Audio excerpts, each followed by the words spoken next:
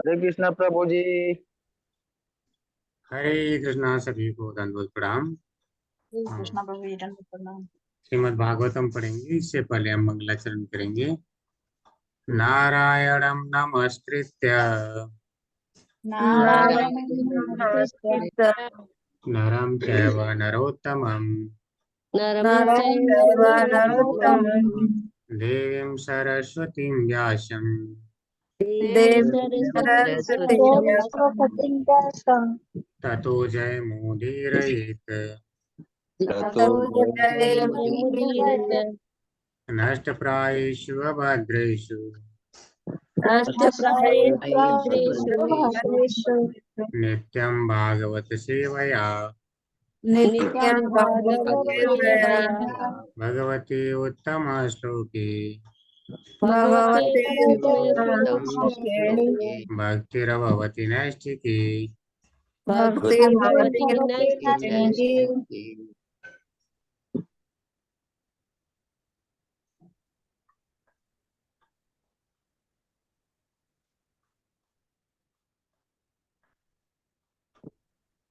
हरे कृष्णा। सभी को, आप लोगों को का जो है श्रीमद् भागवतम के अध्याय 9 में स्वागत है, जिसमें हम पढ़ रहे प्रथम स्कंद अध्याय 9, जिसका शीर्षक का नाम है भगवान श्री कृष्ण की उपस्थिति में भीष्मदेव का देह त्याग। तो भीष्मदेव जो है अपना देह त्याग करने से पहले भगवान की भिन्न भिन्न प्रकार से स्तुतियां करना प्रारंभ किए हैं, और वह जो है भगवान के धाम में उनकी नित्य लीला में प्रवेश करना चाहते हैं, और किस रूप में भगवान को वहां देखना चाहते हैं? पार्थ सारथी के रूप में। वह वीर रस के भक्त हैं, यहाँ पर वीर रस का अनुभव कर रहे हैं। दास्य रस के भी भक्त हैं भगवान के जो है। तो वीर रस क्या है? गौड़ रस होता है। मुख्य रस में अगर देखा जाए तो वह दास्य रस में स्थित रहते हैं।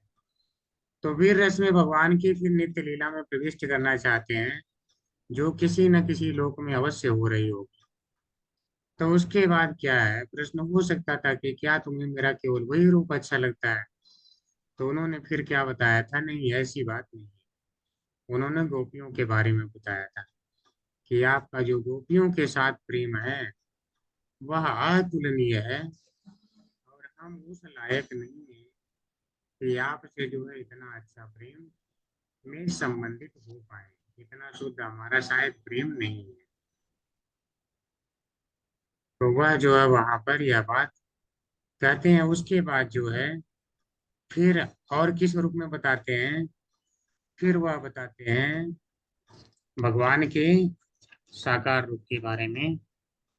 जैसे मुनिगण इकट्ठा इकट्ठा हुए थे जब युधिष्ठिर महाराज राष्ट्रीय यज्ञ करवा रहे थे, तो वहां पर तो आप बताते हैं कि जो आपका वह साकार रूप है, वहां पर सभी ने आपको भगवान के रूप में पूजनीय माना था। मैं आपका वह रूप भी याद करना चाहता हूँ, उसका भी स्मरण कर रहा हूँ। ठीक है। लेकिन जिस समय वह देह त्याग करते हैं, तो क्या भगवान के किस रूप का स्मरण करते हुए देह त्याग करते हैं, हम उसे भी देखेंगे। तो आज हम यहाँ तक पहुंचे हैं, श्लोका नंबर 42 तक। तो यहाँ से हम एक बार रिसाइट करेंगे सभी लोग। तामिमम अ तामिमम अहम आजमम शरीर भाजाम तमिमं हम इमं मामहं अहम पादं अजम शरीरबलं शरीरं भाजाम। तम इमम अहम अजम शरीर भाजाम हम इमं अहम अजम शरीरं भाजाम। हृदि हृदि अधिष्ठितम् आत्मकल्पितानां हृदि हृदृष्टितम् आत्मकल्पितराम। प्रतिदृशमिव नैकधर्ममिथार्कमेकम् प्रतिदर्शनमिव न एकदा एकम्। समधिगतोऽस्मि विधूत भेदमोहः समितिगतः विदूत वेद मोह। तमिमम् अहम् अजं शरीरभाजाम् तम इमम् अहम् अजं शरीरं वाजा हृदे हृदय स्थितम् आत्मकल्पितानाम् हृदयस्थितम् आत्मकल्पितानां प्रतिदृशामिव नैकधार्कमीकम् एकदा अकम् एवं समधिगतोऽस्मि विधूतभेदमोहः गतः अस्मि विधूतभेदमोहः। अब मैं पूर्ण एकाग्रता से एक ईश्वर श्री कृष्ण का ध्यान कर सकता हूँ जो इस समय मेरे सामने उपस्थित है, क्योंकि अब मैं प्रत्येक के हृदय में, यहाँ तक कि मनोधर्मियों के हृदय में भी रहने वाले उनके प्रति द्वैत भाव की स्थिति को पार कर चुका हूँ। वे सबों के हृदय में रहते हैं, भले ही सूर्य को भिन्न भिन्न प्रकार से अनुभव किया जाए, किंतु सूर्य तो एक ही है।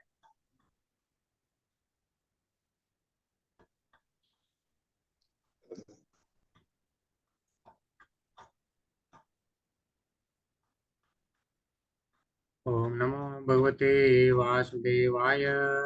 ओम नमो भगवते वासुदेवाय। नमो भगवते वासुदेवाय। ओम ओम अज्ञानतिमिरान्धस्य नमो ज्ञानाञ्जनशलाकया चक्षुरुन्मिलितं येन तस्मै श्रीगुरुवे नमः। श्रीचैतन्यमनोभीष्टं स्थापितं येन भूतले स्वयं रूप कदा मह्यं ददाति स्वपदान्तिकम्। वन्देऽहं श्रीगुरो श्रीयुतपदकमलं श्रीगुरून् वैष्णवांश्च श्रीरूपं सागरजातं सगररघुनाथान्वितं तं सजीवं साद्वैतं सावधूतं पर्यंसहितं कृष्णचैतन्यदेवं श्रीराधाकृष्णपादान् सकललिता श्रीविशाखान्वितांश्च नमो विष्णुपादाय कृष्णप्रेष्ठाय भूतले श्रीमते भक्तिवेदांत स्वामिनिति नाम्ने नमस्ते सारस्वते देवी गौरवाणी प्रचारणे निर्विशेष शून्यवादी पाश्चात्यदेशतारिणे वाञ्छाकल्पतरुभ्यश्च कृपाचिन्देव च पतितानां पावनेभ्यो वैष्णवेभ्यो नमो नमः। हे कृष्ण करुणा सिंधु दीनबन्धो जगत्पते गोपेश गोपिका कांत राधा कांत नमोस्तुते तप्त कांचन गौरांगी राधे वृंदावनेश्वरी वृषभानुसुते देवी प्रणमामि हरे प्रिये। जय श्री कृष्ण चैतन्य प्रभु नित्यानंद श्री अद्वैत गदाधर श्रीवासादि गौर भक्तवृंद नमो महावदन्याय कृष्ण प्रेम प्रदायते कृष्णाय कृष्ण चैतन्य नामनि गौर तुसे नमः। हरे कृष्णा कृष्णा कृष्णा हरे हरे हरे राम राम राम हरे हरे। हरे कृष्णा सभी को।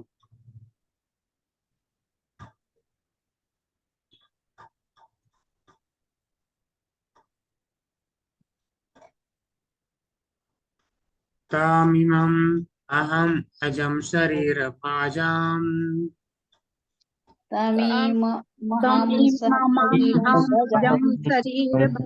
गिरभजाम् हृदे हृदये स्थितम् आत्मकल्पितानाम्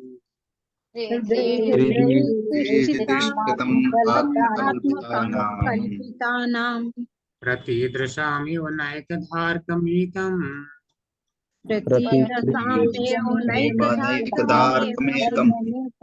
समधिगतोऽस्मि विधूतभेदमोहः।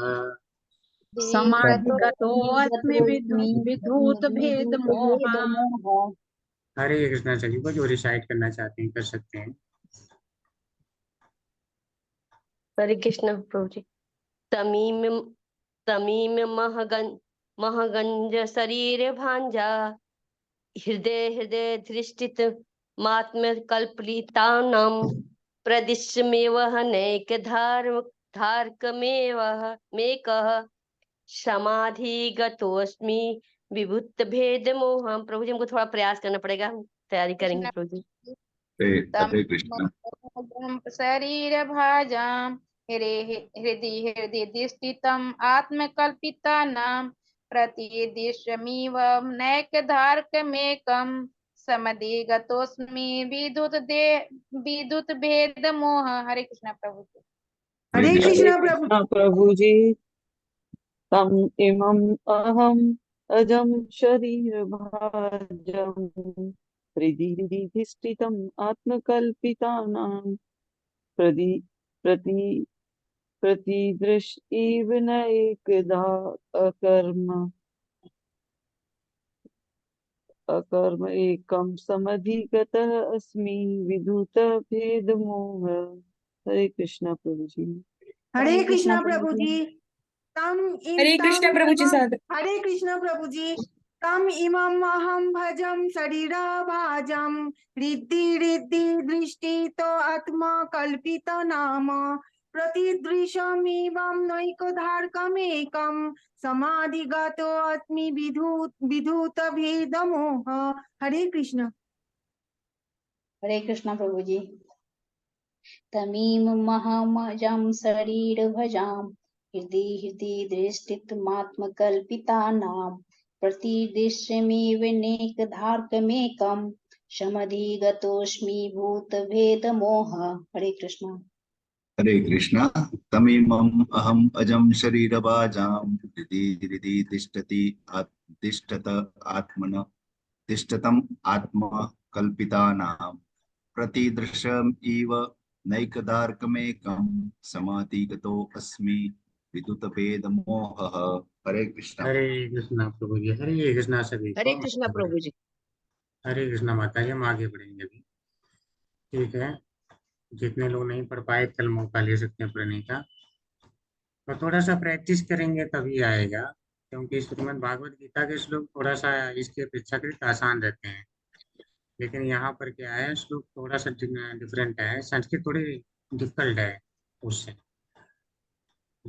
तो थोड़ा प्रैक्टिस करना पड़ेगा। तो सभी लोग प्रैक्टिस करेंगे तो आ जाएगा। जी प्रभु जी। ये जी। शब्दार्थ हम लोग नहीं पढ़ने प्रभु जी, थोड़ा सा अच्छा से इसमें बताया गया है शब्दार्थ में। तो यहाँ पर जो है भगवान के किस रूप का ध्यान कर रहे हैं, तो उस पर हम देखेंगे। भिन्न भिन्न रूपों में ध्यान कर रहे हैं। तो अभी कहाँ तक पहुंचे हैं, बोले अब मैं पूर्ण एकाग्रता से एक ईश्वर श्री कृष्ण का ध्यान कर सकता हूँ। तो उन्हें जो है बोल रहे हैं कि अब मैं श्री कृष्ण का ध्यान कर रहा हूँ। लेकिन और किस रूप में बता रहे हैं, कौन से श्री कृष्ण, तो जो इस समय मेरे सामने उपस्थित है। तो उपस्थित तो बहुत पहले से हैं, तो उनकी कुछ और क्वालिटी बता रहे हैं। बोले हैं क्योंकि अब मैं प्रत्येक के हृदय में, यहाँ तक कि मनोधर्मियों के हृदय में भी रहने वाले उनके प्रति द्वैत भाव की स्थिति को पार कर चुका हूँ। तो बता रहे हैं कि भगवान जो है सबके हृदय में, ऐसा नहीं कि किसी के हृदय में स्थित नहीं है, चाहे मनोधर्मी, जो हमेशा क्या है, द्वैत भाव से युक्त रहते हैं, साकार और निराकार में अंतर समझते रहते हैं। ठीक है, तो बोल रहे हैं कि मैं उसे भी पार कर चुका हूँ और इस स्थिति पर निर्णय पर आ गया हूँ कि भगवान श्री कृष्ण ही भगवान हैं, चाहे साकार कहिए चाहे निराकार कहिए। तो वो सारी स्थितियों में क्या है, यही है, वे सबों के हृदय में रहते हैं। अर्थात परमात्मा रूप में अगर कोई रह रहा है सबके हृदय में, तो वह श्री कृष्ण ही है, वह मैं जान चुका हूँ। तो उदाहरण देके बता रहे हैं कि भले ही सूर्य को भिन्न भिन्न प्रकार से अनुभव किया जाए, किंतु सूर्य तो एक ही है। आपको मैं ऐसे बता दूं कैसे लोग सूर्य को भिन्न भिन्न प्रकार से अनुभव कर सकते हैं। जैसे अगर कोई किसी रूम में अगर पूरा लाइफ टाइम बंद रह जाए, तो उसे बोला जाए खिड़की से जब प्रकाश आएगा, बोला जाए देखो सूर्य आ गया, तो वह जब भी अनुभव करेगा तो उस प्रकाश के माध्यम से सूर्य को अनुभव कर लेगा कि अच्छा यही सूर्य होता है। हालांकि वास्तव में सूर्य परिवर्तित नहीं हो गया इसके कहने से, लेकिन वह उस रूप में अनुभव कर रहा है। और ये बात भी सही है कि वह पूरा का पूरा वहाँ वो अनुभव कर रहा है, क्योंकि अगर प्रकाश न आए तो वह सूर्य नहीं समझ पाए, वह प्रकाश से ही सूर्य को समझ रहा है। लेकिन जो वास्तव में सूर्य है वह क्या है, वह पूर्ण है, तो वह वहां तक नहीं पहुंच पा रहा, लेकिन अनुभव इस रूप में कर रहा है। इसी प्रकार से जो सूर्य के गोले को देख सकता है वह उस रूप में अनुभव करता है। लेकिन कुछ लोग सूर्यलोक में प्रवेश कर पाते हैं तो वह और अच्छे से अनुभव कर पाते हैं, वह मूल रूप से अनुभव कर लेते हैं। तो पहला तो यह तरीका हो गया विभेद करने का, सूर्य को अलग अलग प्रकार से अनुभव करने का। दूसरे तरीके पे आते हैं। एक सूर्य है, भिन्न भिन्न प्रकार से कैसे अनुभव करते हैं। जैसे मान लीजिए किसी ने थाली में पानी रखा, उसको वहां पे सूर्य दिखाई देगा, वह यहाँ पे अनुभव कर रहा है, उसी सूर्य को यहाँ अनुभव कर रहा है, देख सकता है, और उसको देख के जान जाएगा हाँ सूर्य है। लेकिन वास्तव में जो सूर्य वो परिवर्तित नहीं हो जाएगा इसके यहाँ देखने से। कोई नदी के किनारे है, वह वहां अनुभव करेगा। कोई तालाब के किनारे है, वहां वह देखेगा तो अनुभव करेगा। ठीक है, तो जहां पर होगा वहां पर देखेगा, सारे सूर्य को देख सकते हैं। लेकिन सूर्य अपरिवर्तित है, सूर्य जो है वही है, लेकिन भिन्न भिन्न रूपों में भले सब करें अनुभव, लेकिन सूर्य एक है। दूसरा तरीका। तीसरे तरीके पे आते हैं। अगर हम मान लीजिए दोपहर का उदाहरण लेते हैं, तो हमें क्या लगता है सूर्य हमारे ऊपर है। दूसरा खड़ा होगा तो क्या बोलेगा, नहीं सूर्य तो मेरे ऊपर है बिल्कुल। तीसरा होगा बोलेगा सूर्य तो मेरे ऊपर है बिल्कुल है। तो सूर्य को भिन्न भिन्न जो है व्यक्ति अपने ही ऊपर महसूस कर रहा है कि मेरे ऊपर है, मेरे ऊपर है। लेकिन सूर्य तो एक है, लेकिन सारे जो है भिन्न भिन्न प्रकार से महसूस कर पा रहे हैं कि मेरे ऊपर है, और सारी की बात सही है। ठीक है। तीसरा, चौथे प्रकार पे आते हैं भिन्न प्रकार से महसूस करने का। जैसे मान लीजिए आपके यहाँ पर भारत में दिन हुआ, तो आप कहेंगे सूर्य उग रहा है, सूर्य उग रहा है। आपने उगता हुआ सूर्य देखा, लेकिन सूर्य अपने मूल पोजीशन में है। ध्यान रखिए, सूर्य कभी भी ना उगता है ना डूबता है, सूर्य जैसा का वैसा रहता है। आपकी स्थिति के कारण आपको लगता है कि सूर्य अभी उग रहा है या डूब रहा है, ऐसा आपको महसूस होता है। तो अब जो अमेरिका में बैठा होगा वह क्या कहेगा, नहीं सूर्य तो डूब रहा है। ठीक है। कहीं और बैठा होगा, वह क्या कहेगा, किसी और देश में, वह कहेगा नहीं आप दोनों गलत करे हो, ना डूब रहा है ना उग रहा है, मेरे यहाँ तो मेरे ऊपर दोपहर हो रखी है, मेरे तो सिर पे है इतना तेज धूप हो रखी है। ठीक है। आप कह रहे हैं डूब रहा है, आप कह रहे हैं उग रहा है। तो वास्तव में भिन्न भिन्न जो पोजीशन होती है, भिन्न भिन्न स्थान होता है। तो भिन्न भिन्न स्थान होने के कारण भी वही सूर्य हमें भिन्न भिन्न रूपों में महसूस होता है। जब हम कहते हैं कि भगवान की भिन्न भिन्न लीलाएं जो है नित्य, क्या बोलते हैं, नित्य लीला भगवान की चलती रहती है।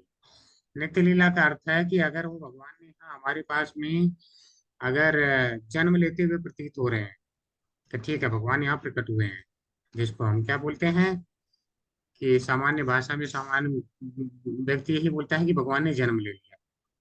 ठीक है, भगवान ऐसे प्रकट हो रहे हैं। तो अब यहाँ पर जन्म ले रहे हैं, तो क्या अन्य लोगों में भी वह जो है इसी प्रकार से अवतरित हो रहे हैं। तो बिल्कुल हर पल कहीं ना कहीं वह जो है अवतरित हो रहे हैं। जैसे सूर्य एक जगह उगता हुआ दिखाई देता है, तब तक फिर वहां से हटता है, तो फिर किसी दूसरे और देश वाले को फिर उगता हुआ दिखाई देता है।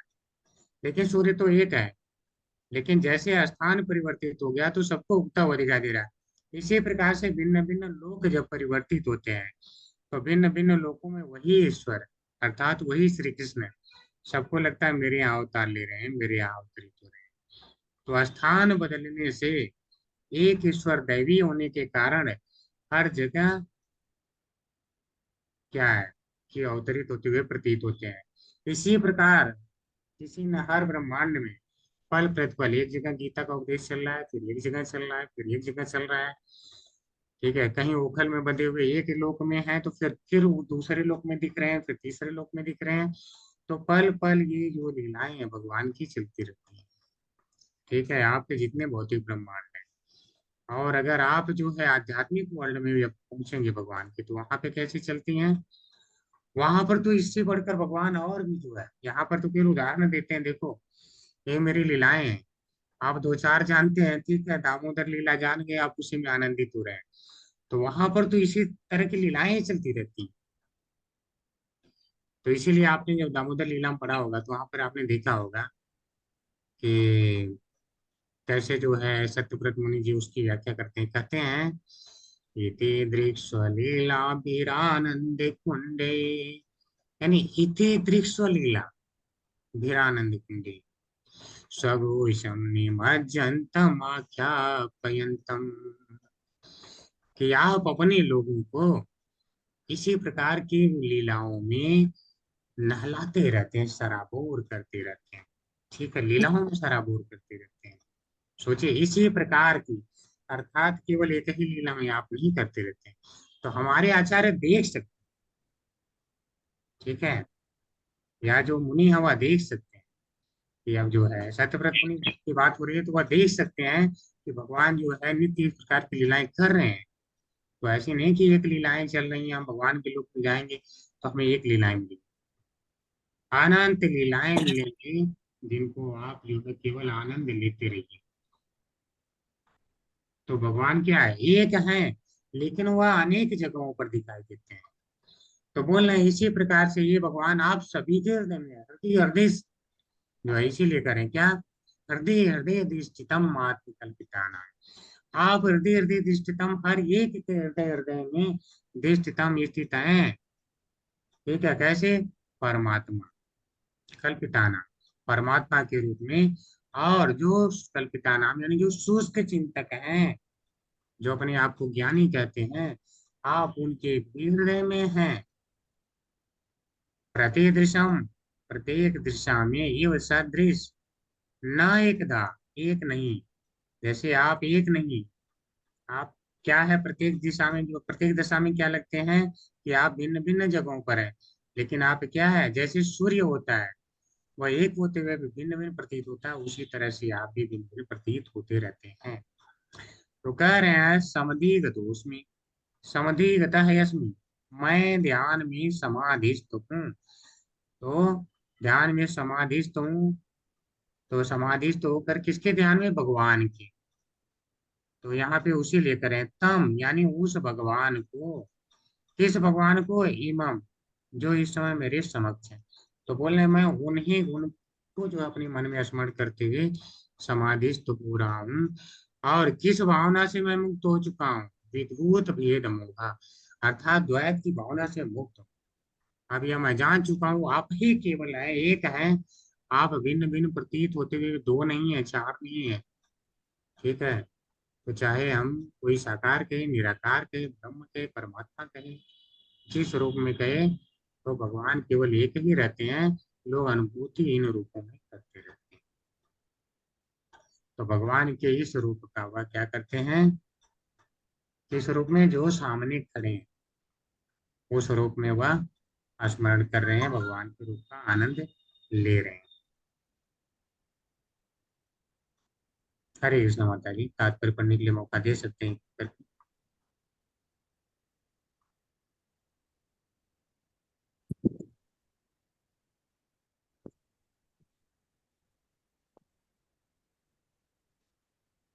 ठीक है माता जी, लग रहा है लेफ्ट ओवर हो गए हैं, मैं बोलता हूँ हरे कृष्णा। हरे कृष्णा प्रभु जी। जी माता जी पढ़िए।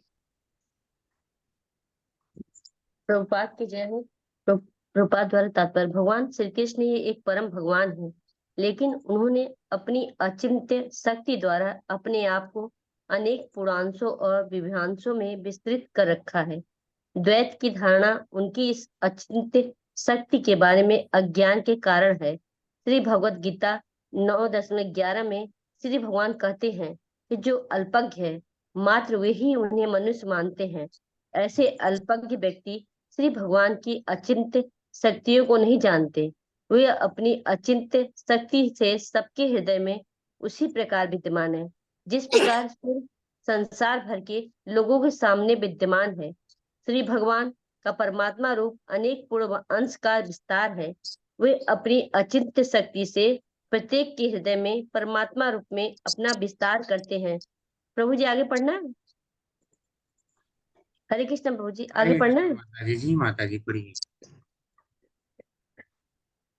वे अपने व्यक्तिगत तेज के विस्तार द्वारा ब्रह्म ज्योति के ज्वाल्या ज्वाल्यमान तेज के रूप में अपना विस्तार करते हैं। ब्रह्म संहिता में कहा गया है कि ब्रह्म ज्योति उनका व्यक्तिगत तेज है, अतएव उनमें तथा उनके तेज ब्रह्म ज्योति या परमात्मा रूप में उनके पूर्ण अंशों में कोई अंतर नहीं है। अल्पज्ञानी लोग जिन्हें इस तथ्य का पता नहीं है वह ब्रह्म ज्योति तथा परमात्मा को भगवान श्री कृष्ण भिन्न समझते हैं। भीष्मदेव के मन से द्वैत की यह कुधारणा पूर्ण रूप से मिट चुकी है और वे अब संतुष्ट हैं कि वह भगवान श्री कृष्ण ही हैं जो सब कुछ है। यह अनुभूति महात्माओं या भक्तों को ही प्राप्त होती है, जैसा कि श्री भगवद गीता में 7.11 में कहा गया है कि श्री वासुदेव ही सर्वे सर्वा हैं और श्री वासुदेव के बिना किसी का कोई अस्तित्व नहीं है। श्री वासुदेव या भगवान श्री कृष्ण ही आदि परम पुरुष है जिनकी पुष्टि अब भीष्मदेव द्वारा हो रही है। भीष्मदेव 12 महाजनों में से एक हैं, अतएव 9 जिज्ञासुओं तथा शुद्ध भक्त दोनों को समान रूप से उनके चरण चिन्हों को अनुकरण करने का प्रयास करना चाहिए। भक्ति मार्ग के लिए यही विधि है। हरे कृष्ण माता जी। हरे कृष्ण प्रभु जी। ठीक है, यहाँ तक हम पहले समझते हैं। तो अब रूपा जी तात्पर्य में क्या बता रहे हैं? भगवान श्री कृष्ण ही एक परम भगवान है। अब किसी को कभी दो समझने की भूल नहीं करना है। नहीं, निराकार वाला है वो भगवान होता है, श्री कृष्ण तो उनसे अलग है। या ब्रह्म रूप में है वह भगवान होते हैं, वही निराकार। या परमात्मा रूप में है वह भगवान होते हैं, श्री कृष्ण तो अलग है। तो यहाँ पर 12 महाजनों में से एक महाजन है भीष्म पितामह, वह कह रहे हैं। तो भक्ति के तत्व को जानने वाले हैं और भगवत तत्व को जानने वाले हैं महाजन। तो वह बता रहे हैं नहीं, श्री कृष्ण ही परम भगवान है। तो अगर हमें कभी डाउट हो जाए तो हमें वास्तव में महाजन से क्लियर करना चाहिए। और महाजन अगर हमारे सामने साक्षात नहीं है तो यहाँ पर क्या है, शास्त्रों में लिखा गया है। तो शास्त्रों में उन्होंने जो जो बातें बताई हमें उनका अनुसरण करना चाहिए। इस तरह से शब्द के माध्यम से हम उनका संग कर सकते हैं। तो भगवान क्या करते हैं, अपनी अकल्पनीय शक्ति के द्वारा अपने आप को अनेक अंशों में विस्तारित कर लेते हैं। अकल्पनीय शक्ति, भगवान की एक शक्ति है, भौतिक शक्ति सूर्य। आपने देखा हो सूर्य को, आपने जो हर पल हर देश में कहीं ना कहीं उगता हुआ प्रतीत हो रहा है। तो भगवान की जब आध्यात्मिक, भगवान स्वयं आध्यात्मिक पूर्ण रूप से हैं तो उसमें कितनी शक्ति होगी सोचिए। तो वह शक्ति अकल्पनीय है, इसीलिए बोला जाता है अचिंत्य शक्ति, हमारी चिंताओं से परे। तो वह कभी भी हमें नहीं समझना चाहिए कि नहीं जो है भगवान दूसरा भी कोई होता है। वह परम भगवान श्री कृष्ण ही है। यहाँ यह महाभागवत है, यह इस बात को सिद्ध कर रहे हैं, महाजन है। लेकिन जो सामान्य व्यक्ति होता है या मूर्ख होता है वह क्या सोचता है, भगवान जो है यहाँ पे मनुष्य रूप में अवतरित हुए हैं तो मनुष्य हैं। और हंसते भी हैं कुछ लोग। अभी चले जाएंगे तो कितने इस कलयुग में तो बहुत से मिल जाएंगे आप। तो उन्हीं जैसे लोगों के लिए भगवान क्या कहते हैं, भगवत गीता में कहते हैं, अवजानन्ति माम मूढ़ा मानुषी तनुम् आश्रिता परम भावम यजानन्तो माम भूत महेश्वरम। बोलते हैं कि जब मैं मनुष्य रूप में आता हूँ तो मेरा तो लोग उपहास करते हैं, बहुत से लोग। लेकिन ये कौन है, अवजानन्ति माम मूढ़ा, मूर्ख अर्थात गधे, ठीक है, वही मेरा उपहास करते हैं। क्यों करते, क्यों है? क्योंकि परम भाव यजानन, तो मेरे उस श्रेष्ठ परम भाव को नहीं जानते हैं, उससे तो अनजान है। कैसा भाव कि मम भूत महेश्वरम, मैं ही सारे प्राणियों का महेश्वर हूं। ठीक है, अर्थात मैं ही नियंता हूँ, मैं ही कंट्रोलर हूँ, वह जानते ही नहीं मेरे भाव। तो भगवान की शक्तियां अकल्पनीय है। तो भगवान को इस प्रकार से नहीं कोई जान सकता कि मैं 4 शास्त्र पढ़ लूंगा और जान जाऊं। ठीक है, शास्त्र पढ़ के कोई नहीं जान सकता है, परंपरा में जुड़ना भी होता है, परंपरा में गुरु के आदेश का पालन करना होता है, तब व्यक्ति जान पाता है। तो इसी प्रकार से भगवान सबके हृदय में रहते हैं, तो सबके हृदय में स्थित होते हुए भी ये वही भगवान। जैसे सूर्य क्या है, सूर्य क्या हमने उदाहरण देखा कि जिस प्रकार सूर्य संसार भर के लोगों की आंखों के सामने विद्यमान है। ठीक है, यह उदाहरण हम देख चुके हैं। ठीक है, ब्रह्म संहिता में क्या कहा गया है कि ब्रह्म ज्योति उनका व्यक्तिगत तेज है, अर्थात भगवान के शरीर से एक तेज निकलता है। तो वह क्या है, वह तेज ही ब्रह्म ज्योति है, जिसे लोग निराकार ब्रह्म समझ लेते हैं। वह भगवान के शरीर से निकली हुई कांति है। तो वहां पर कहा गया यस्य प्रभा प्रभवतो जगदंत कोटि कोटि स्वसे सवि स्वसुधा दिव्यभूति भिन्नम तत् ब्रह्म निष्कलम अनंतम अशेषभूतम गोविंदम यादि पुरुषम तमहं भजामि। तो करें यस्य प्रभा, उनके शरीर की प्रभा है, तेज है। ठीक है, तो जब तेज है तो आप इस रूप में अनुभव कर सकते हैं, लेकिन भगवान कौन है, एक भगवान है। ठीक है, आप इस रूप में अनुभव करे होते दूसरे नहीं हो गए, द्वैत में नहीं जाना है। ठीक है, भगवान एक ही है। तो भगवान में और उनके अंशों में अंतर नहीं होता है, क्योंकि अंश क्या है, वह भगवान से ही आते हैं, और उनमें वो जितनी शक्तियां भगवान से आते हैं वो डालते हैं, और वह उसमें पूर्ण समर्थ होते हैं। अल्प ज्ञानी लोग जिन्हें इस तथ्य का पता नहीं, वे ब्रह्म ज्योति तथा परमात्मा को श्री कृष्ण से भिन्न समझते हैं। तो अल्प ज्ञानी नहीं बनना है।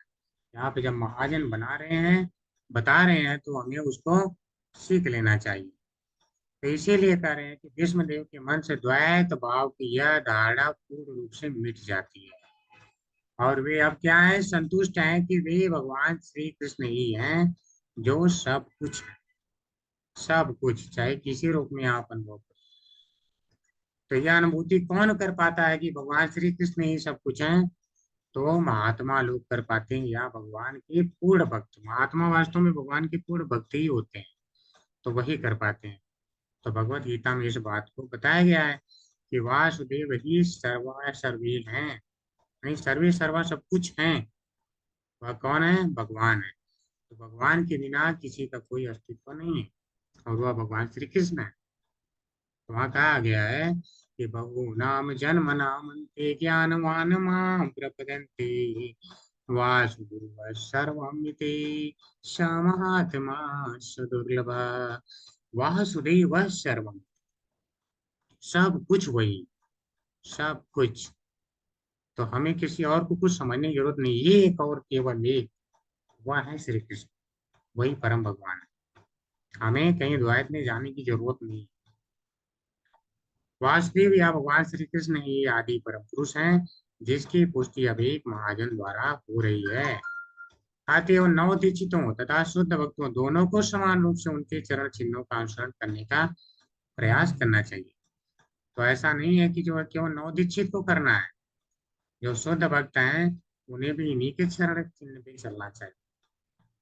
तो भक्ति के लिए क्या है, यही मार्ग है, यानी यही विधि है। जो महाजन है उनके मार्ग पर हमें चलना है, अपने से हमें कोई मार्ग बनाने की आवश्यकता नहीं है।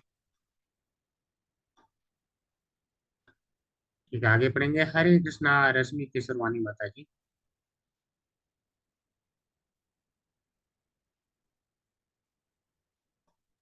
मैं पढ़ूँ माता जी, प्रभु जी? हरे कोई कृष्णा और रश्मि पढ़ेगा? माता जी। ठीक है, माता जी नहीं अनम्यूट कर पा रहे हैं। हरे कृष्णा गिरिजा माता जी। हरे कृष्णा प्रभु हरे जी। कृष्णा। शिवा पर हरे कृष्णा प्रभु जी, मैं अवेलेबल हूँ प्रभु जी। जी माता जी, पढ़िए माता जी। हरे कृष्णा। हरे कृष्णा सभी को। हरे कृष्ण। श्रील प्रभुपाद कीजिए, श्रील प्रभुपाद के द्वारा भीष्म देव के आराध्य पार्थ सारथी रूप में भगवान श्री कृष्ण हैं, और वही कृष्ण वृंदावन में गोपियों के साथ सर्वाधिक मनोहर श्याम सुंदर हैं। कभी कभी अल्पज्ञ अध्येता भूलवश यह सोचते हैं कि वृंदावन के कृष्ण तथा कुरुक्षेत्र युद्ध वाले कृष्ण पृथक पृथक व्यक्तित्व हैं, लेकिन भीष्म देव के मन से यह भ्रांति पूरी तरह दूर हो चुकी है। यहाँ तक कि निर्विशेषवादियों के लक्ष्य निराकार ज्योति के रूप में श्री कृष्ण ही है और गोपियों के लक्ष्य परमात्मा भी कृष्ण है। कृष्ण ब्रह्म ज्योति तथा अंतर्यामी परमात्मा दोनों ही हैं, लेकिन ब्रह्म ज्योति या परमात्मा में न तो कृष्ण होते हैं और न कृष्ण के मधुर संबंध। अपने साकार रूप में कृष्ण पार्थ सारथी तथा वृंदावन के श्याम सुंदर दोनों ही हैं, लेकिन निराकार पक्ष में वे न तो ब्रह्म ज्योति में है और न ही परमात्मा में है। भीष्मदेव जैसे महात्मा श्री कृष्ण के इन विभिन्न रूपों का अनुभव कर सकते हैं, अतएव वे श्री कृष्ण को समस्त स्वरूपों का उद्गम जानकर उन्हीं की पूजा करते हैं। हरे कृष्ण प्रभु जी। हरे कृष्ण हरे सभी कृष्णा माता जी, हरे कृष्णा। तो भीष्म देव के आराध्य पार्थ सारथी, तो उन्होंने क्या है, पार्थ सारथी के रूप में वो आराधना कर रहे हैं।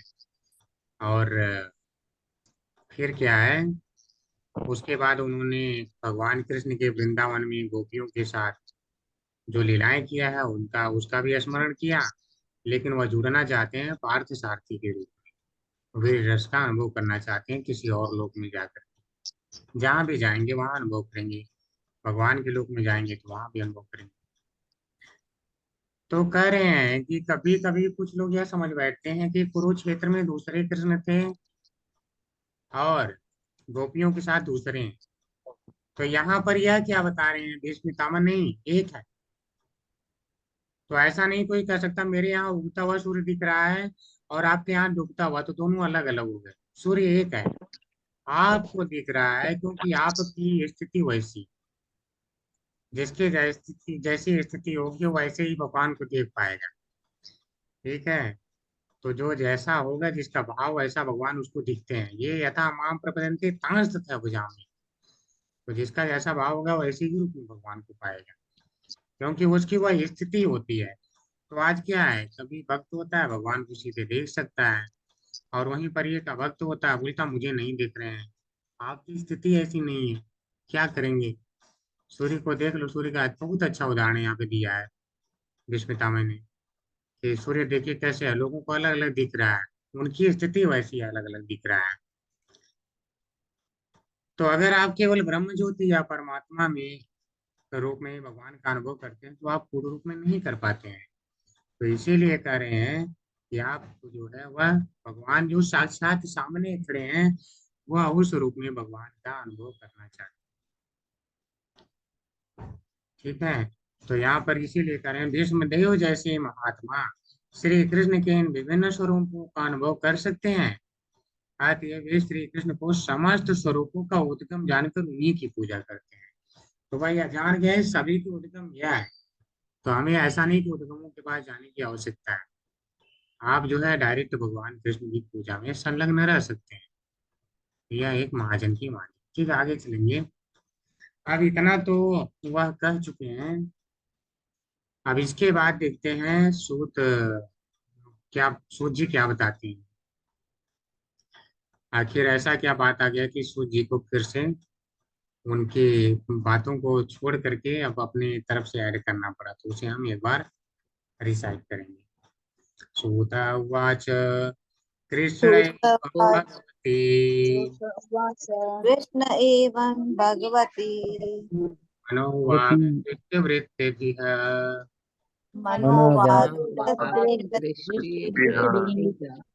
आत्मनि आत्मना आत्मनि आत्मानमावेश्य आत्मनम आवेश्य आत्मने आत्मनि आत्मानमावेश्य आत्मनि आत्मनावेश्य शोन्तः श्वासौ पारमत्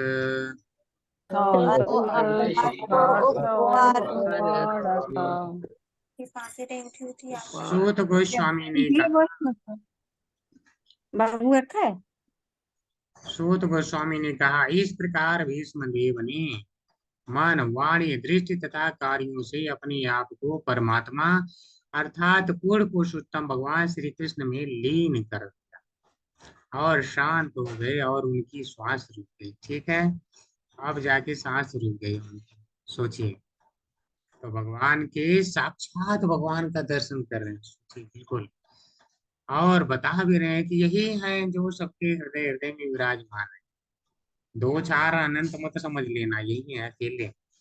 अकेले सबके यहाँ रहते हैं, सबके हृदय में। ठीक है, तो इस प्रकार क्या है, उनका मन भगवान में लगा है, वाणी भगवान के आ, देखिए बड़ाई में लगी हुई है, प्रशंसा में लगी हुई है। कार्य, कार्य अर्थात देखने का कार्य, बताने का कार्य, ठीक है, जो भी हम कह लें यहाँ पे, तो यही वो यही कार्य वो कर सकते हैं। और क्या कर सकते हैं, उठ के फूल माला तो चढ़ा नहीं सकते हैं। तो करें ये सारे कार्य जो है तीनों भगवान में लगे हुए हैं।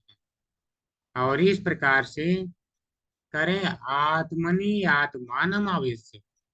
आत्मनि अर्थात परमात्मा में, आत्मानम यानी जीव को अर्थात अपने आप को आवेश लीन करके, तो अपने मन को उन्होंने क्या किया, भगवान में, या अपने उस जीव को, आत्मा को भगवान में लीन कर दिया।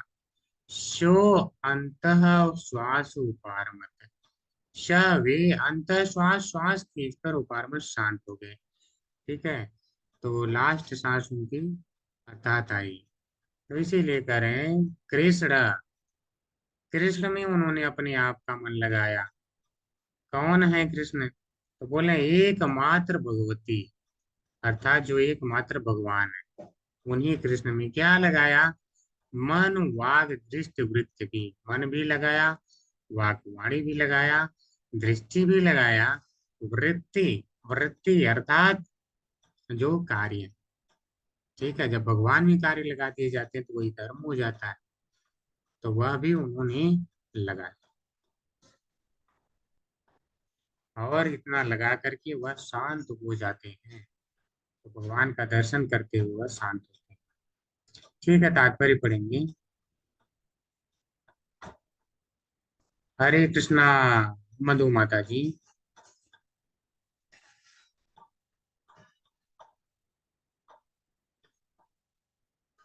ठीक है, मधु माता जी हरे हम। हरे नहीं जी, हरे कृष्णा प्रभु जी। जी माता जी, पढ़िए। शील प्रभुपाद जी की जय। तात्पर्य शील प्रभुपाद जी के द्वारा भीष्म देव द्वारा अपना भौतिक शरीर रखते समय प्राप्त की गई अवस्था निर्विकल्प समाधि कहलाती है, क्योंकि उन्होंने अपनी आत्मा को श्री भगवान का चिंतन करने में और अपने मन को उनके विभिन्न कार्यकलापों का स्मरण करने में लीन कर दिया था। उन्होंने श्री भगवान की महिमा का कीर्तन किया और अपनी दृष्टि से वे अपने समक्ष खड़े साक्षात श्री भगवान का दर्शन करते रहे और इस प्रकार उनके समस्त कार्यकलाप अविचल भाव से श्री भगवान में एकाग्र हो गए। यह सिद्धि की सर्वोच्च अवस्था है और भक्ति में सेवा का अभ्यास करके हर किसी के लिए इस अवस्था को प्राप्त करना संभव है। श्री भगवान की भक्ति में सेवा के 9 सिद्धांत होते हैं। वे हैं श्रवण, कीर्तन, स्मरण, चरण कमल की सेवा, पाद सेवन, अर्चन, स्तुति, आज्ञा पालन, सांख्य तथा आत्मसमर्पण। इनमें से कोई एक या सभी वांछित फल को देने वाले हैं, लेकिन दक्ष भगवत भक्त के मार्गदर्शन में ही इनका निरंतर अभ्यास करना आवश्यक है। इनमें से प्रथम चरण श्रवण सर्वाधिक महत्वपूर्ण है। अतः जो व्यक्ति अंत में भीष्म देव जैसी अवस्था प्राप्त करना चाहता है, उसके लिए श्रीमद् भगवद गीता का और फिर श्रीमद् भागवतम का श्रवण करना आवश्यक है। हमें भी मृत्यु के समय भीष्म देव को प्राप्त होने वाली अपूर्व स्थिति भीष्म देव को प्राप्त होने वाली अपूर्व स्थिति प्राप्त हो सकती है, भले ही साक्षात भगवान श्री कृष्ण उपस्थित ना भी हो। श्रीमद् भगवद गीता। हरे कृष्णा प्रभु जी। आगे किसी और को मौका देते हैं। जी हरे प्रभु कृष्णा जी। भूमिका माता जी।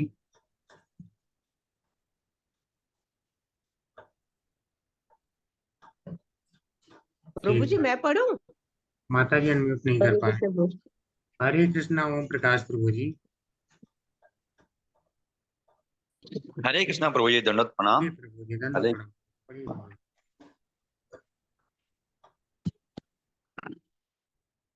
श्री प्रभुपाद की जय। तात्पर्य श्री प्रभुपाद द्वारा भगवत गीता या श्रीमद् भागवत के भगवान सब उनसे अभिन्न हैं। वे भगवान के सब अवतार हैं और कोई भी मनुष्य 8 वस्तुओं में से एक श्री भीष्म देव जैसी अवस्था प्राप्त करके इनका लाभ उठा सकते हैं। प्रत्येक मनुष्य या पशु को एक निश्चित आयु में मरना होता है, लेकिन जो व्यक्ति भीष्म की तरह मरता है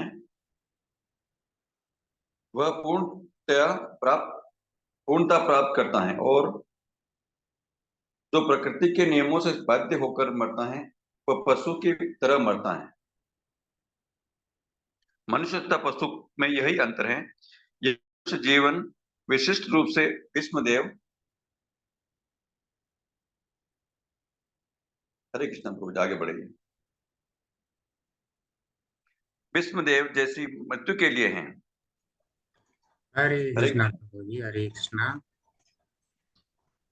ठीक है, प्रभुपाद जी के तात्पर्य देखते हैं। तो वास्तव में निर्विकल्प समाधि, देखिए लोग क्या कहते हैं कि ठीक है, ध्यान के माध्यम से धीरे धीरे अपने आप को समाधि में ले गए और समाधिस्थ हो गए, अर्थात भगवान अपने आत्मा को भगवान के धाम तक ले जाने के लिए सक्षम हो गए। हो सकता है कि हम ऐसे ही होगी ना, जितना ज्यादा हमारा कंट्रोल हो। और कलयुग के लिए तो अर्जुन ने ही नकार दिया था कि ऐसा संभव नहीं है कलयुग में। ठीक है, इसीलिए महाप्रभु चैतन्य क्या बोलते हैं कि यहाँ पर जो सबसे अच्छी विधि, ठीक है, मैंने ये आधा बता दिया, प्रश्न पूछूंगा तो आप लोग बता देंगे, लेकिन फिर भी मेरा प्रश्न रहेगा कि जब रामानंद राय से बात हुई थी महाप्रभु चैतन्य की, तो उन्होंने अपने अंतिम निर्णय में सबसे अच्छी विधि क्या बताया था भक्ति की? कीर्तन प्रभु जी। श्रवणम प्रभु जी। और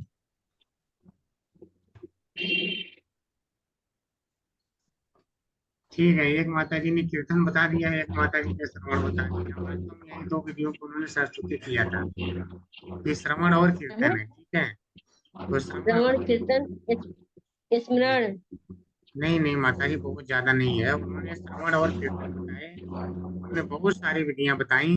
ठीक है, अब उनकी व्याख्या करूंगा तो यहाँ पे नहीं हो पाएगा, पूरा ये क्लास कम से कम चाहिए। तो उसमें सारा कर्म कांड, ज्ञान कांड, भगवान की को आत्मसमर्पण पूर्ण रूप से, बहुत कुछ उन्होंने बताया था, सारा उन्होंने मना कर दिया। जब उन्होंने कहा श्रवण और कीर्तन के माध्यम से भगवान को हम प्राप्त कर सकते हैं, तो उन्होंने बोला हाँ यह सही विधि है।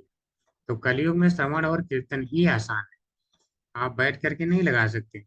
तो आप ऐसी समाधि में जाना संभव नहीं है, तो कह रहे हैं कि निर्विकल्प समाधि प्राप्त की। अब देखिए, बैठ के तो उन्होंने ध्यान लगाया नहीं था, लेकिन निर्विकल्प समाधि प्राप्त की, अर्थात अब इसका कोई विकल्प नहीं है, यह वास्तव में समाधि थी। विकल्प के रूप में आप इसे दूसरा नहीं कुछ कह सकते हैं।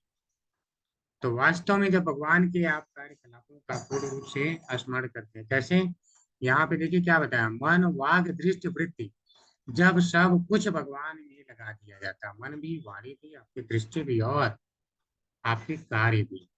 तो कार्य का अर्थ है आप भिन्न भिन्न प्रकार से सेवाओं के माध्यम से अपने आप को भगवान में लगा सकते हैं। तो जब यह लग जाता है तो उसे कहा जाता है वास्तव में समाधि। ठीक है, बैठ करके उस तरह समाधि लगाना कलयुग के लिए संभव नहीं हो पाता है। तो इसीलिए कह रहे हैं कि उन्होंने निर्विकल्प समाधि प्राप्त किया, क्योंकि उन्होंने अपने आत्मा को भगवान का चिंतन करने में और मन को उनके विभिन्न कार्यकलापों का स्मरण करने में लीन कर दिया था। तो भिन्न भिन्न जो भगवान ने कार्य किया था वह कार्यकलापों में उन्होंने लगा दिया। तो अगर हमने बहुत सारा मान लीजिए श्रवण किया है, श्रवण को क्यों मुख्य माना जाता है, आपने श्रवण किया तो भगवान के कार्यकलाप आपको अंत समय में भी याद आए। तो जब अंत समय में भगवान के सारे कार्यकलाप याद आएंगे तो आप क्या करेंगे केवल वह स्मरण करने के मात्र से ही आप जो है मुक्त हो जाएंगे, भगवान के धाम में पहुंच जाएंगे, आप समाधि में पहुंच जाएंगे। ठीक है, वही होता है समाधि। तो इसी बात को करें, जब अविचल भाव से भगवान में सभी एकाग्र कर लिए जाते हैं, मन वाग दृष्टि वृत्ति, तो करें यह सिद्धि की सर्वोच्च अवस्था है। और यही तो यह कैसे प्राप्त की जा सकती है? जो 9 प्रकार के सिद्धांत दिए गए हैं, इनमें से या तो आप सभी का करिए, जैसे हम अम्बरीश महाराज, या तो आप किसी एक का अवश्य करिए। तो आज के युग के लिए है श्रवण और कीर्तन आपको करना है, तो यह सबसे आसान हो जाता है। जब श्रवण कीर्तन करते हैं तो आप उनका स्मरण भी कर पाते हैं आप। तो इसीलिए बोला जाता है कि यह जो है मुख्य है। बाकी 9 विधियां आप सारी की सारी जानते हैं। तो अगर भक्ति रसामृत में पढ़ेंगे तो वहां पे क्लियर बताया गया है कि चाहे तो आप सभी विधियों का पालन कर सकते हैं, और चाहे तो केवल एक का पालन करके भगवत प्राप्ति कर सकते हैं। तो कोई अगर एक का पालन कर रहा है तो यह कभी नहीं संदेह रखना चाहिए कि मैं भगवान को नहीं प्राप्त कर पाऊंगा। ऐसा नहीं है। जैसे महाराज परीक्षित केवल श्रवण के माध्यम से भगवान को प्राप्त किया। सुखदेव महाराज है, इन्होंने कीर्तन किया और भगवान का क्या है, कीर्तन केवल किया था और मुक्त हुए। तो श्रवण या कीर्तन केवल एक भी करते हैं तो भी जो है व्यक्ति मुक्त हो जाता है। माता लक्ष्मी जी हैं, चरण कमल की सेवा करती रहती हैं, केवल एक करती रहती है। तो ऐसा नहीं है। बलि महाराज देखिए आत्मसमर्पण किए थे। तो अगर कोई एक भी कर रहा है तो ऐसा नहीं हमें समझना चाहिए कि ये तो इसको कुछ पता नहीं है। तो कुछ लोग क्या समझते हैं, हमें क्रमिक विकास करना, पहले श्रवण पे जाना, फिर कीर्तन पे, फिर स्मरण पे, ऐसे करके आत्मसमर्पण पे जाना है। ठीक है, आप क्रमिक जाइए, मना नहीं है, क्रम से जाइए, मना नहीं है, सारे एक साथ करिए, मना नहीं है। ठीक है, आत्मसमर्पण को भगवान ने वहां रामानंद राय के सामने मना कर दिया था। बोला पूर्ण रूप से आत्मसमर्पण आप कैसे कर पाएंगे, शायद संभव न हो पाए। तो सबसे अच्छी विधि है श्रवण कीर्तन। अगर आप यह करते रहेंगे तो भगवान को आप अवश्य याद कर लेंगे लास्ट टाइम। और यह भक्ति की अच्छी विधि है। तो इसीलिए कह रहे हैं इसमें से प्रथम चरण श्रवण अत्यधिक महत्वपूर्ण है। अतएव जो व्यक्ति अंत में भीष्मदेव जैसी अवस्था प्राप्त करना चाहता है अर्थात भगवान को स्मरण कर सके, तो उसके लिए भगवत गीता या श्रीमद् भागवत का श्रवण करना आवश्यक है। तो यह हमें श्रवण करना चाहिए, तब जाकर के आदमी का जब अंत समय आएगा तो भगवान को तब जाकर के भीष्मदेव की तरह याद कर पाएगा, अन्यथा नहीं कर पाएगा।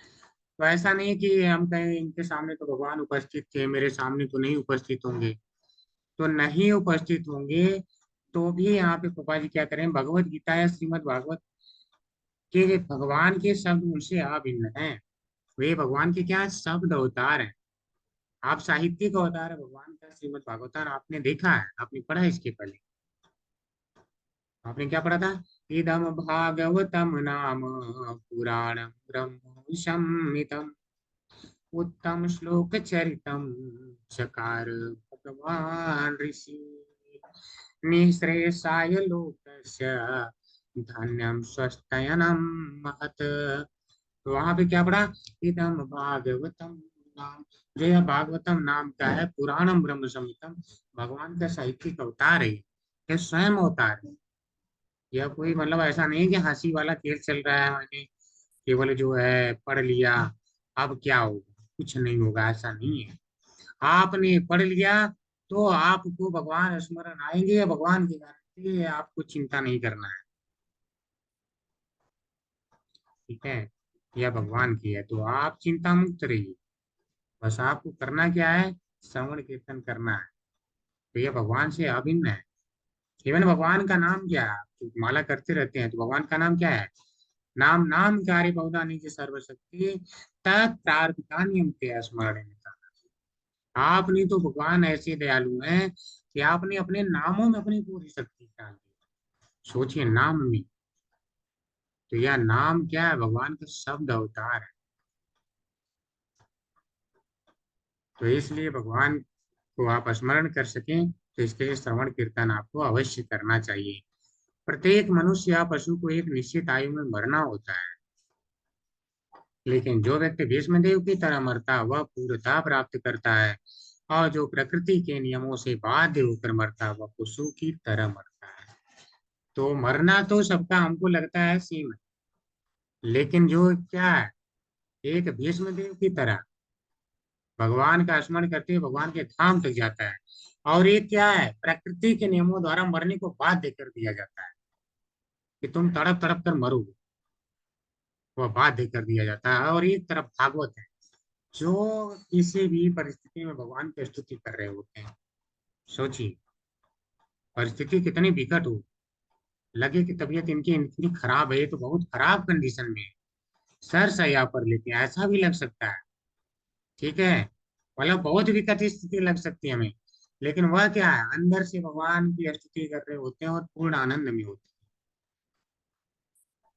लेकिन बाकी क्या है, बाकी केवल पशु की तरफ बाध्य किए जाते हैं, पशु को ही बाध्य किया जाता है वास्तव में। तो मनुष्य तथा पशु में यही अंतर है, या मनुष्य जीवन विशिष्ट रूप से भीष्मदेव जैसे मृत्यु के लिए है, अर्थात अंत काले च मामेव स्मरन् मुक्त्वा कलेवरम् च प्रयाति मद्भावम् याति नास्त्यत्र संशयः।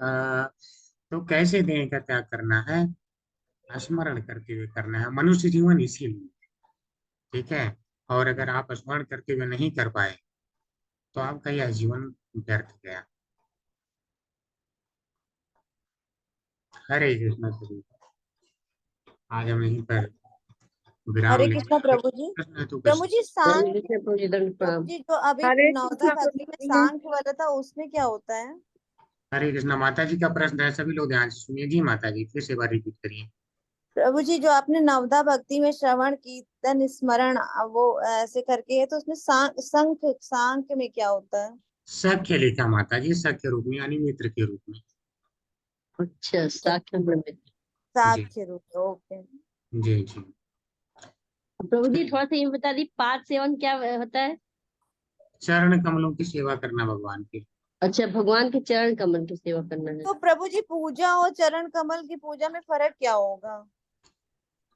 माता जी ठीक है, जब आप पूजा करते हैं तो पूजा में देखिए भिन्न भिन्न प्रकार की आप जो है आ, जैसे मान लीजिए आप सुबह में जैसे अगरबत्ती दिखाते हैं, तो आप क्या है कि आप भगवान के जो है पूरे शरीर को भी दिखाते हैं, आप उनके चेहरे पर भी दिखाते हैं, आप उनके नाभि पर भी दिखाते हैं, ठीक है, इस प्रकार से आप दिखाते हैं। चरण कमलों की सेवा करता है जैसे लक्ष्मी माता जी करती रहती है, ठीक है। तो वैसे बड़े बड़े भक्त क्या है, भगवान के चरण कमलों का स्मरण ही केवल करते रहते हैं, तो कहते हैं कि हम आपके चरण कमलों की ही केवल सेवा कर रहे हैं। तो स्मरण के माध्यम से भी सेवा कर सकते हैं, भक्ति किसी भी प्रकार से की जा सकती है, तो उसी को चरण कमल कहते हैं कि चरण कमल की सेवा, कि भगवान का अपना ध्यान जो वहीं पर वो लगाना चाहते हैं। वो कहते हैं हमारी इतनी भगवान जो हम नहीं उस लायक हैं कि आपके हम जो है कमल मुख को भी देख सकें, लेकिन भगवान अत्यंत दयालु है, वह दिखाते हैं। भक्त हमेशा अपने आप को दीनहीन बताता है कि हम आपके चरण कमल में लगे हैं, तो हमें ये कभी नहीं डाउट में आना चाहिए कि वह तो भगवान के चरण कमल में ही लगे हैं। भगवान के जो चरण कमल में लगता है, भगवान साक्षात अपने आप। 9 मिनट है।